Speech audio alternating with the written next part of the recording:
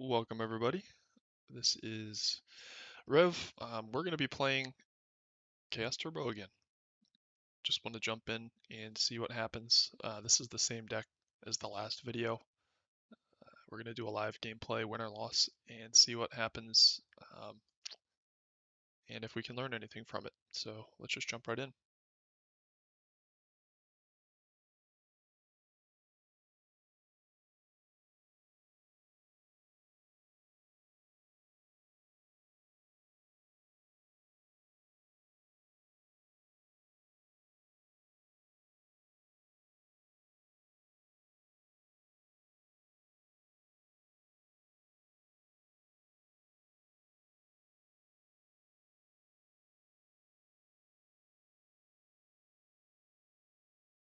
Interesting starting hand. I don't really see anything at all that is particularly good about it. Nothing. Wow. We're not going to commit breaker at this point. Likely he's on turbo, so the token's probably going to get chained to anyway, but we'd rather have him chained to something than not. It's too early to set solemn because we don't know what he's on. Break, we don't have any discard targets. Ring can be great in the late game, but at this point, it's really our only choice from an opportunity cost perspective. We're not just going to let him poke us with something really dangerous. There have been a lot of Spirit Reapers and stuff. I mean, he's almost definitely not Warrior, but you never know if you get like Donzaluged. Okay, that is good.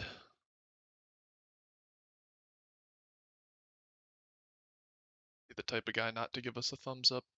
Okay. Um, there we go. I think it's worth delinquent duoing first so we can get a little bit more information before we try to pop that back row. I think with the turn one upstart, we're probably going to be facing turbo, but if it is something different, oh, so that is good to know. That's really good to know.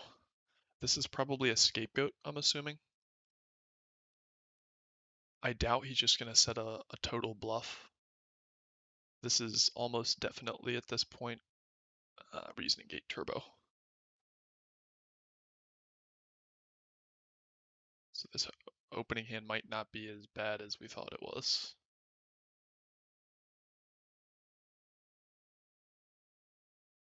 You know, they don't run any defensive traps. So I think the right play here, surprisingly enough, is to swing, and he'll probably just play goats. Let's just swing. I'm just attacking. I think it's a higher risk play, but I think it's, yeah. He's going to chain goats. We got in for an extra 300. There's something to be said about maybe keeping this up so that he can't crash with Crane, but if he crashes with Crane, he's in a really desperate spot anyway.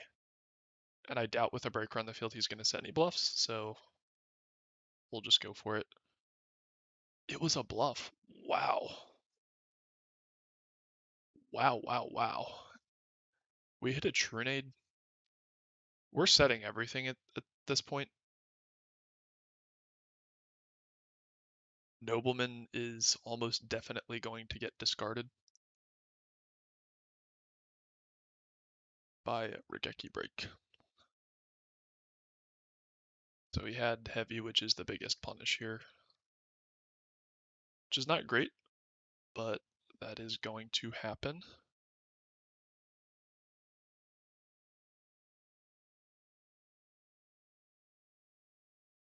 So I'm trying to think if he's probably just trying to set up a Monster Gate turn, which I don't think we're very afraid of at this point. With 3 back row, that's fine. If he hits the DMOC, he hits the DMOC, he can get something back, but we're really not that afraid.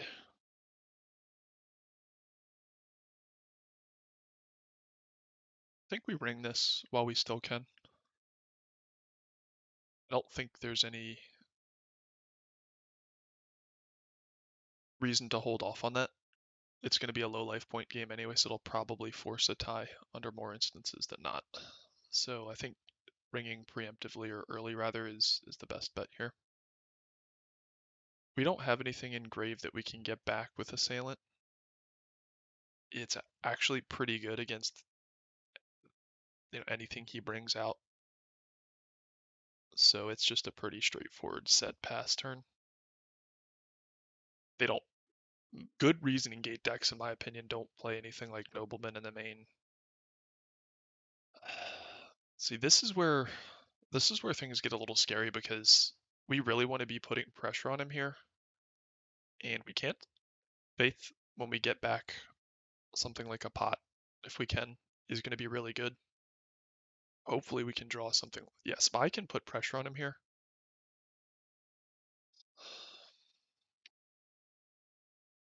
Liquid Duo actually might be even better. It was better. We actually have a lot versus Reasoning Gate. This kind of goes into our siding strategy. This is pure Reasoning Gate. This is good against Warrior and Reasoning Gate. This is good against multiple things, but Chaos Turbo and Reasoning Gate. This is good against Burn, Reasoning Gate, and uh, Goat Control variants. So that's the strategy. What we don't want is anything that's slow or situational, like Sworks. Those will probably get Brain Conned and Snatch Stealed. Walling up versus RGT is really good. I'm just trying to think whether or not Dust Shoots come in for hand information. Probably, but I don't know if we're going to have room. So let's see what spells we're cutting. These, we really can't afford to give him more life points. I don't think so. We're going to go with a... These probably come out for the Dust Shoots. Yep. Because he's going to build a fat hand. And then these are going to be a lot less live. Probably at least one comes out when I'm thinking about it. This isn't good. This doesn't get us where we need to be. So that probably is those two.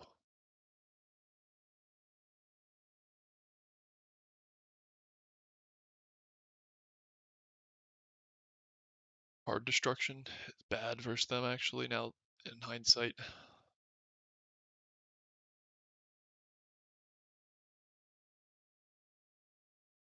We need to take out one more. I think Takoichi's well, Suki. Suki doesn't really do anything. I mean, it might help us if he gets a Jinzo on board, but I don't really think that's what we need. Like getting a Kaiku out versus a Suki is way better. So we're a little bit more trap heavy, so Jinzo's going to punish us harder, but we're gonna try to make sure that Jinzo's not live.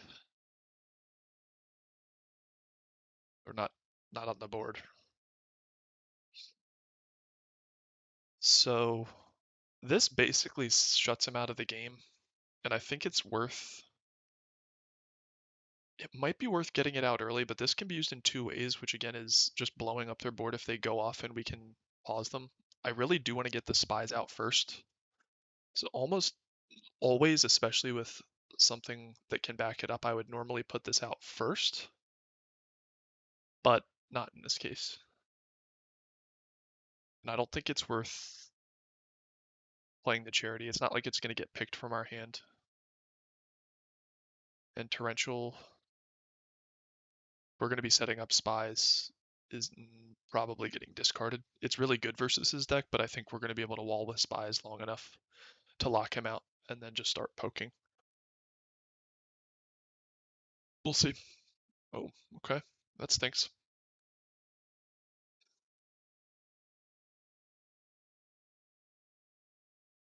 Definitely stinks. So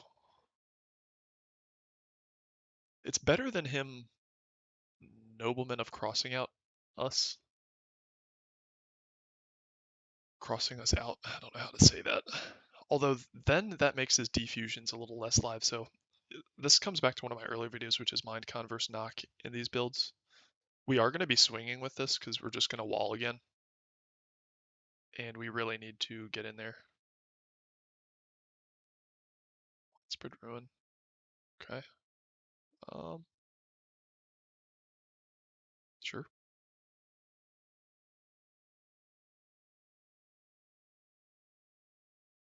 The other play was normal summoning this in attack position and just going in. I don't think that was worth it just because goats are a thing. Oh wow, we're going to be able to really get in here. Are we bringing out...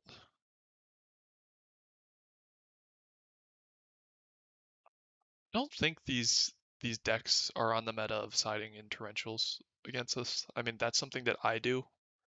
I don't think most...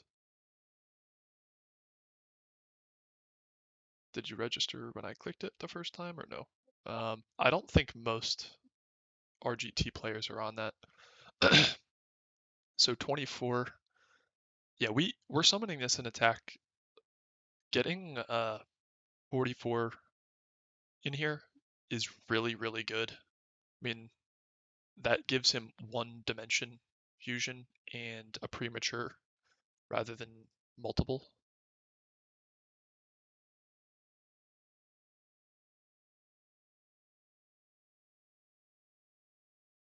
And here with a board that is this susceptible to something like BLS,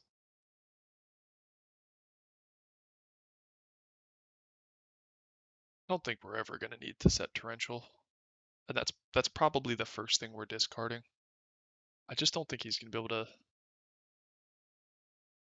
He could vortex us. He could lightning vortex us.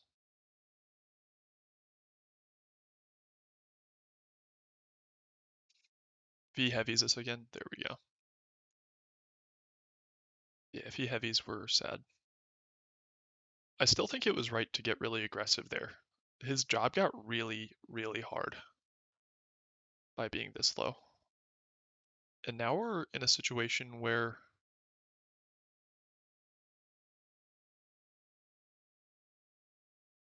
so if we attack with Deco and put him to 22, that just leaves him with one defusion. His set thing is probably something like, his set is probably goats. So I'm just going to normal summon Jowgen because we can back it up. It would feel good to get in there with Deco, but and we have the out to his goats, but I just don't think, yeah. So that's the game. I think I played it correctly.